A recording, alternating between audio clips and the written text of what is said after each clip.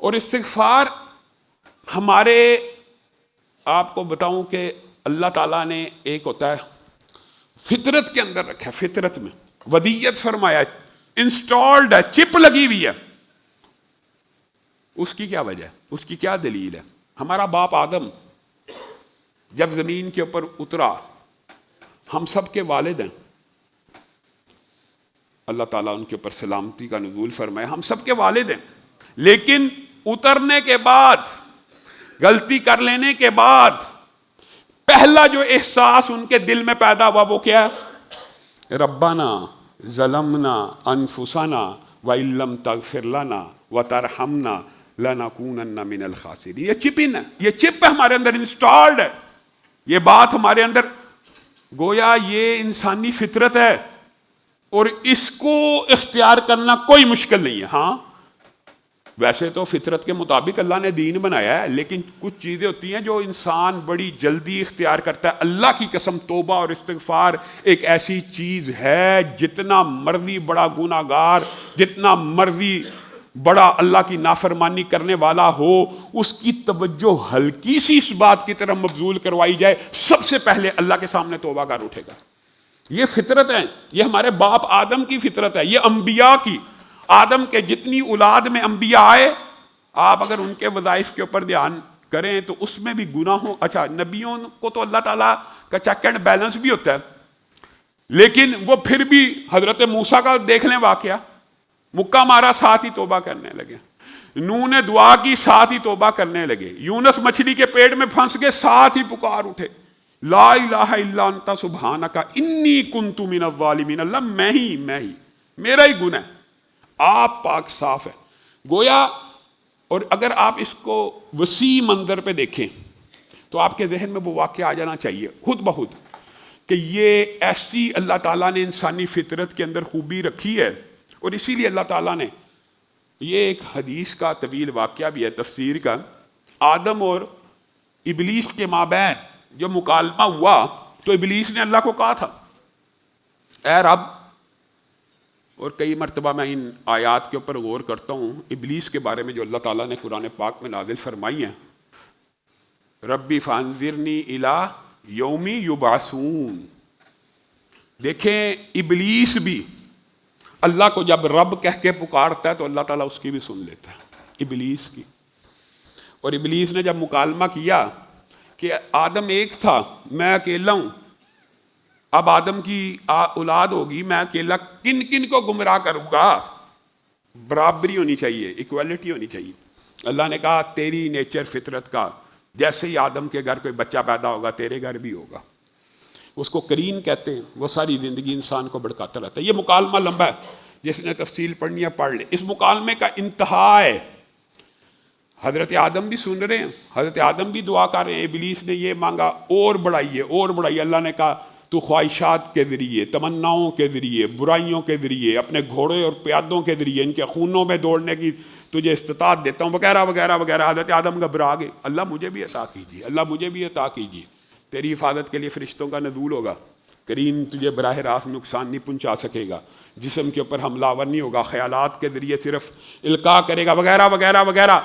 آخری بات جو جس کے اوپر حضرت آدم بھی مطمئن ہوئے اور اللہ سے کہا مزید دیجئے مزید دیجئے، تو اللہ نے کہا جا میں تجھے یہ دیتا ہوں، تیرا کوئی بیٹا گناہ کرتا رہے کرتا رہے کرتا رہے کرتا رہے، پھر ایک مرتبہ کہ مجھے معاف کر دو، تیرا رب اسے معاف کر دے گا۔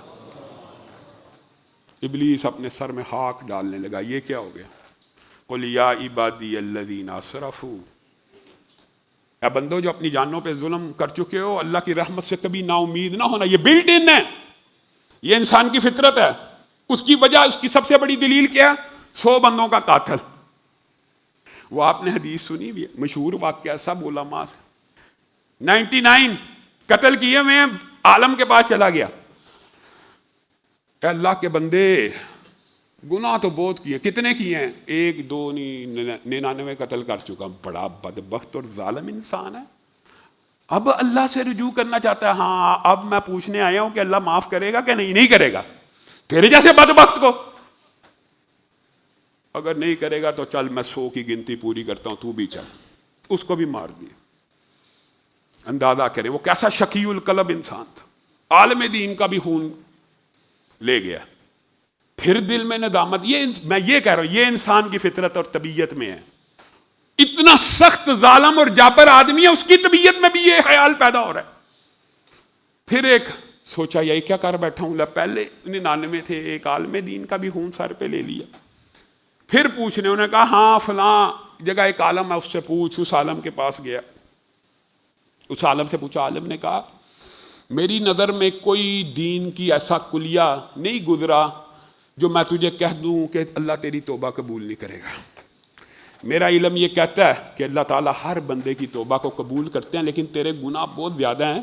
تجھے میں مشورہ دیتا ہوں تو نیکوکاروں کی بستی میں باقی زندگی بسر کر. مجھے امید ہے تیرا رب تیری توبہ کو قبول کر لے گا. وہ بھی چند قدم اٹھاتا ہے، روح قبض ہو جاتی ہے. یہ سارا واقعہ آپ نے سنا، مختصر اس لیے رکھ رہا ہوں ورنہ یہ حدیث بھی تفصیلی ہے. نیکی کے فرشتے آ گئے، برائی کے فرشتے آ گئے. برائی کے فرشتوں نے نیکیوں کے فرشتوں کو اترتے ہوئے دیکھا تو جھگڑنے لگے، یہ تمہارا کیا کام ہے یہاں پہ؟ کہا دل میں نیکی کا خیال پیدا ہو چکا تھا. سبحان اللہ، دل میں نیکی کا خیال پیدا ہو چکا تھا. کیسے پتہ ہے؟ نیکوکاروں کی بستی کی طرف قدم اٹھا رہا تھا. کیسے پتہ ہے؟ عالم سے بات کی ہے کہ بقیہ زندگی نیکوکاروں میں گزاروں گا. برائی کے فرشتے حیران و ششدر ہیں. یہ ساری زندگی ہماری ڈیوٹی لگی ہے ایسے لوگوں کے روحوں کو قبض کرنا اور جہنم کی طرف لے کے جانا. ساری زندگی قتل قتال میں رہا، برائیوں میں مشغول رہا. آج تم اس کی روح کو نیکیوں کے فرشتے لینے آ گئے ہو. یہ ہمارا بندہ ہے. نیکیوں کے فرشتے کہنے لگے ہمارا بندہ ہے، ہم لے کے جائیں گے. جھگڑا ہو رہا ہے فرشتوں میں.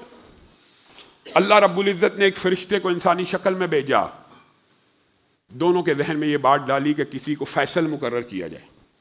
اس انسان کو جو فرشتہ ہی تھا انسانی شکل میں، اس کو فیصل مقرر کر لیا. آپ فیصلہ کیجئے. یہ جھگڑا ہو گیا. اس نے دونوں کا مقدمہ سنا. بھیجا کس نے تھا؟